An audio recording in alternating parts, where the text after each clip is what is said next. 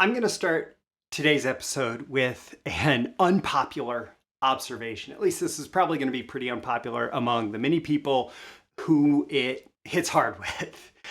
Most people who listen to episodes like this, watch episodes like this, who engage with content around copywriting, marketing, most people who get excited about becoming a freelance writer, freelance copywriter, get excited about the opportunities in copywriting are wannabes.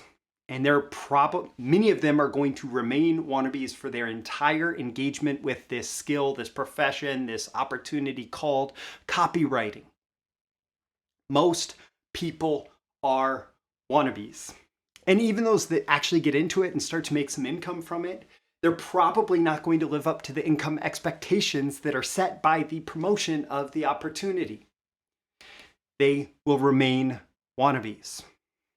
They'll feel like they're on the outside looking in to like the success that other people are having. The people who do succeed, the people who are the ones talking about, hey, this is awesome, this works really well, those people are exceptions. They are exceptional. They're exceptional copywriters, exceptional writers, exceptional marketers, exceptional performers in this particular field and opportunity that we call copywriting. Now, the first time I realized this, I was actually a couple of years into going into this particular job fair for copywriters. And the first time that I had gone to this job fair, I was absolutely a wannabe. I was absolutely like the person who was there who's like handing the people a sample book and a sales letter and saying, hey, will you hire me as a like, I want to get paid for writing too. And this was after I had like 4 or 5 years of experience in marketing and some success under my belt. I was a wannabe, showing up, wanting to launch my career as a full-time freelance copywriter, and I was a wannabe. A couple years later, I was back at that same job fair, and I was on the other side of the table. And I was looking through the marketer's eyes and realizing that who they are looking for is the diamond in the rough. They are looking for the exception. You may or may not know this about gold mining, but most gold these days is not mined in chunks pulled out of the ground. It's not found in chunks pulled out of the ground. It's found in ore where the gold is actually mixed in with other dirt and rocks. And it actually looks like black or blue, like in the rock. And you have to go through an extraction process to pull the gold out of the rock. And all of the hoops that they make you jump through when you go to something like this, where it's a cattle call for copywriters, or maybe it's online, where they're just asking for copywriters to, submit spec assignments, etc. What they're looking for there is the person who is the diamond in the rough. They're going through that extraction process of the ore of all of these people, all this market full of wannabes and a few exceptions. And they're trying to find those exceptional copywriters. They're trying to find the people who are going to provide the most value through copywriting services. And today I want to talk to you about the difference between exceptional copywriters and wannabes. And hey, if you like this topic, make sure you hit the like button so that the magical algorithms of the internet and me know to share more content like this with you in the future. Let's dive in here in a sec.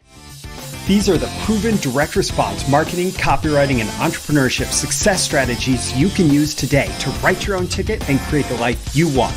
I am Roy Furr, and this is Breakthrough Marketing Secrets. Now, here's today's breakthrough.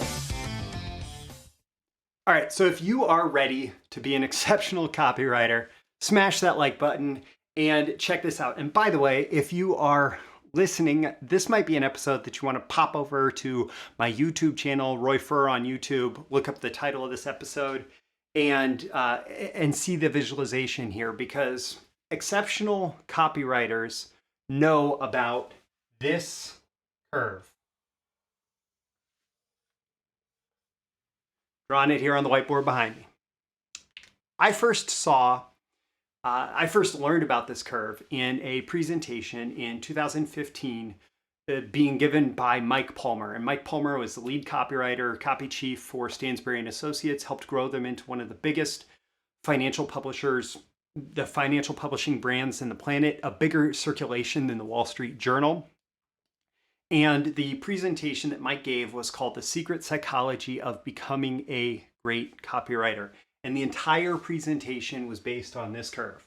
Now, I went home and I looked it up and I found out that there's a name for this curve called the Kubler-Ross change curve. And it came from a researcher who studied how people go through change. It's the emotional roller coaster of going through changes. And it doesn't just apply to like changes, right? It applies to individuals going through projects. It applies to our individual career trajectory in a field. It applies to entire businesses growing. In fact, when Seth Godin wrote a book called The Dip, talking about businesses that actually succeed in the long run, he was talking about businesses that make it through the bottom of this curve. And more recently, I started some accountability coaching with Commit Action. I'll include a link in the description for you if you are interested in checking that out. Commit Action actually uses this curve as well, specifically broken into 5 stages. And they use it because it helps you to be more successful in your projects, in your career, in your business. If you recognize that you are going to, like, no matter what you have, you're going to go through these 5 stages of this curve regardless. And so let's talk about what these 5 stages are. And then we're going to talk about what they have to do with becoming an exceptional copywriter. So stage 1 is right there. Stage 2. So stage 1 is on the upswing. Stage 2 is on this downward fall. Stage 3 is when you're at the bottom of the curve. Stage 4 is when you are starting to get out of the bottom of the curve. And stage 5 is up here at the arrow that is going upwards. So what do these different stages mean? Stage 1 is uninformed optimism. And we'll talk about copywriting specifically for this. So there's that moment where you get a sales letter or you find a book. It's all about how to make money as a copywriter. I remember for me, it was the book, The Well-Fed Writer by Peter Bowerman. And I like wrote for fun. I was a self-published poet, which, you know, there's very little chance of me making any kind of real income as a self-published poet. But I consider myself a writer, and I enjoyed writing. I did not have a career plan in general, but I definitely didn't have a career plan that involved writing. Then I found this book called The Well-Fed Writer, and it was like, there's these people who call themselves copywriters who actually make a really good living as a writer. And it was about that process. And I was like, ooh, that's awesome. Sign me up. This is what I'm doing for life. It's great. It's perfect. I'm doing this, right? And I just dove into copywriting and I was so excited. And yeah, like everything was awesome. And if everything is awesome, you know, hat tip to the Lego Movie for that catchy tune. If everything is awesome, you're probably in this stage of uninformed optimism. You have not dealt with the setbacks yet. You have not dealt with the challenges. You don't know like how hard things can be. And so you're just excited about the opportunity that's presented to you. You're like, oh yeah, I'm going to make a 6-figure income and I'm going to retire and I'm going to go hang out on the beach and I'm going to drink margaritas and freaking awesome. I'm going to go live this life. But by the way, I don't know the first thing about what it actually means to live this life. That's uninformed optimism. Then you go out there and you start getting some experience. And life has a way of kicking you in the backside. and I have a way of kicking things under my desk. But life has a way of kicking you in the backside. And all this uninformed optimism that you had is met with cold, hard reality of things not being as automatic, as easy as possible.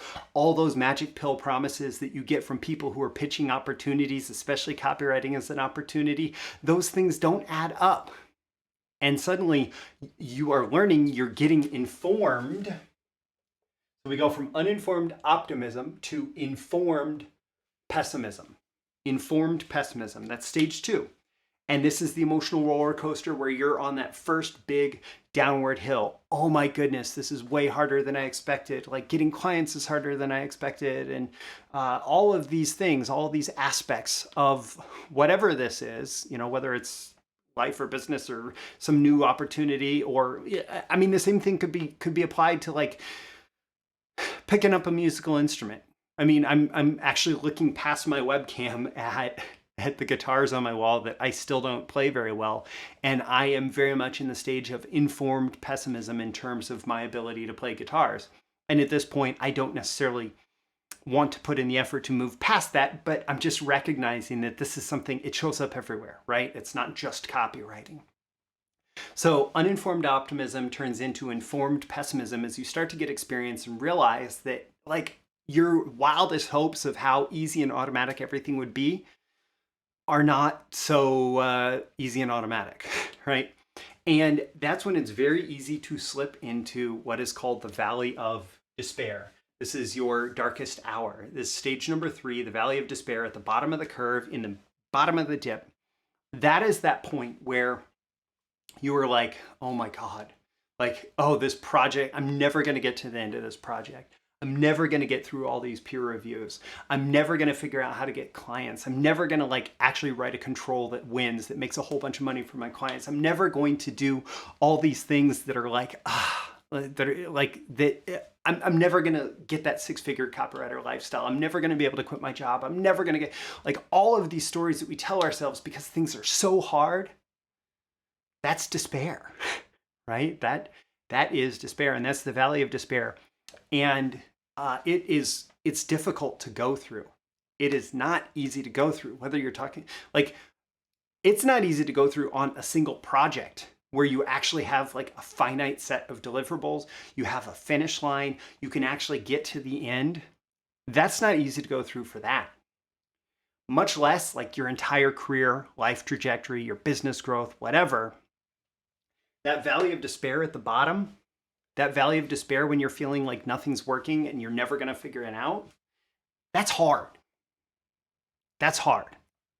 And the way to get out of it, is always work. It's always just put in the work. Just show up, do the work.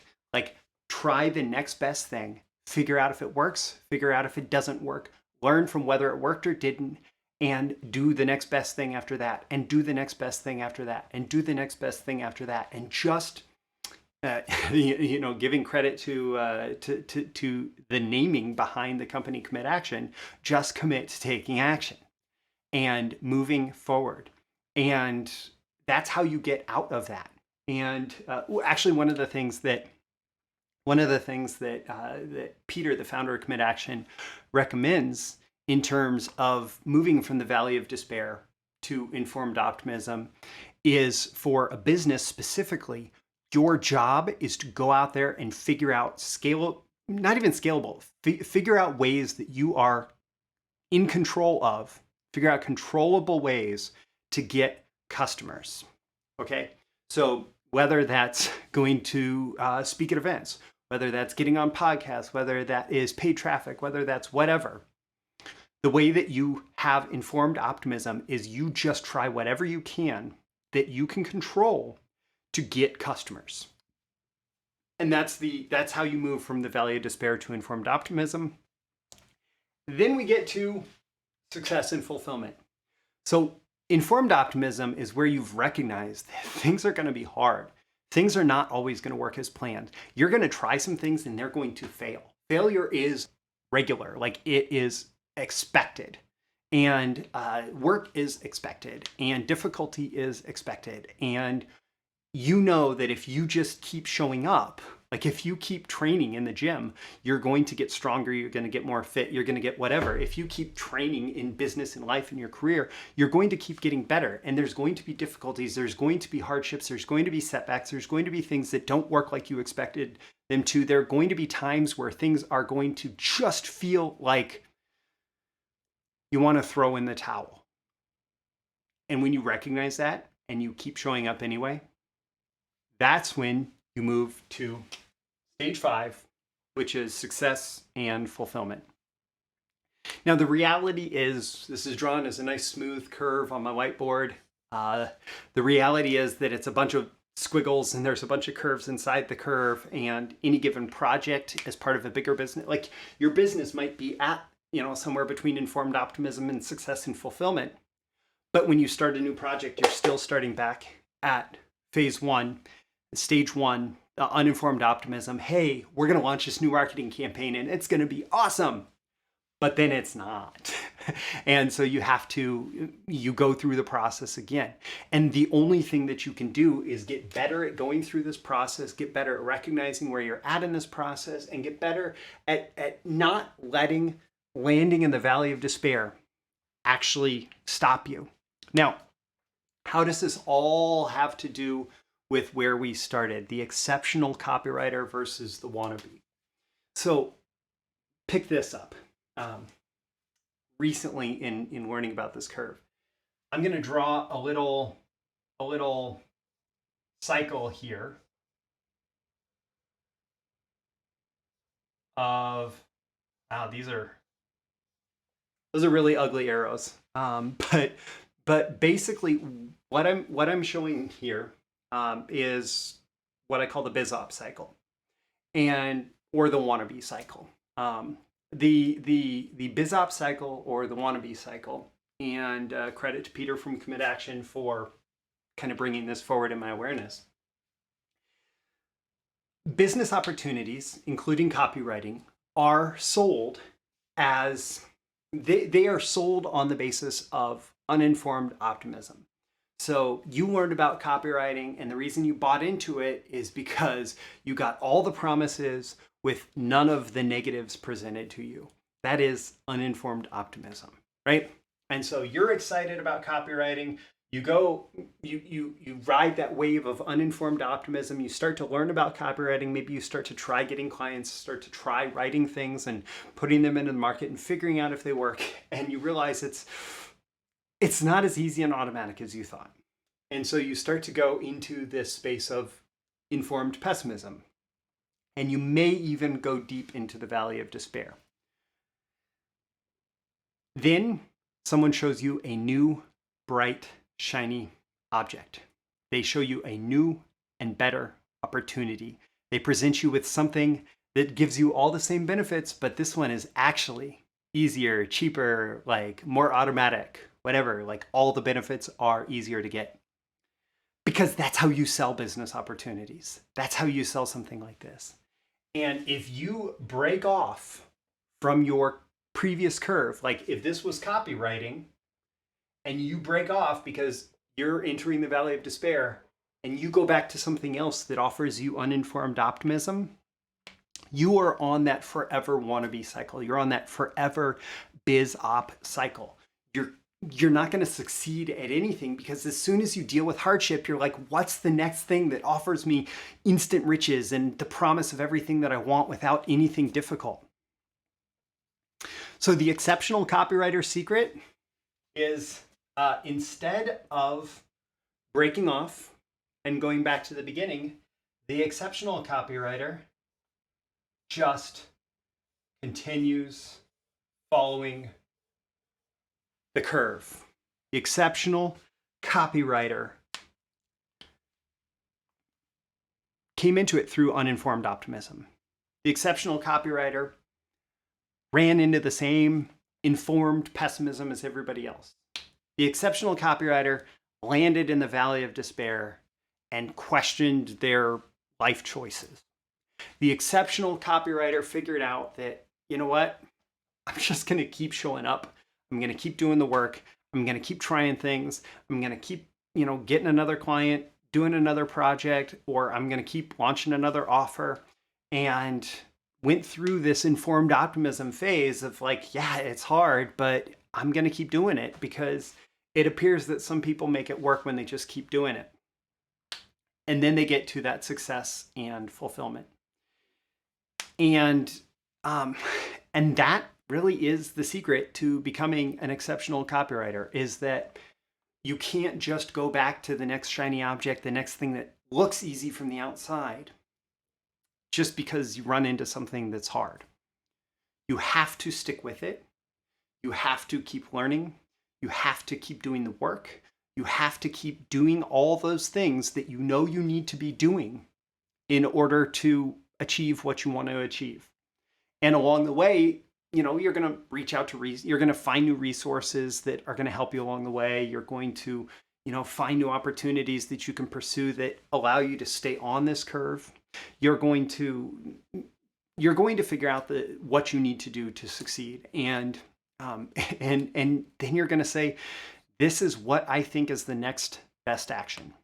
This is what I think is, next best action, best next action, whatever, whichever version of that tongue twister you want. This is the best thing that I can try to do next, and I'm going to do it. And this is the best thing I can try to do next, and I'm going to do it.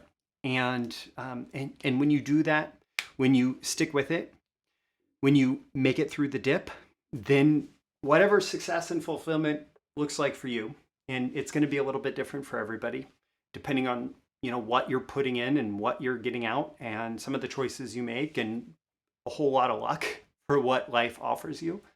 But whatever success and fulfillment looks like for you is going to come after you've gone through the entire curve.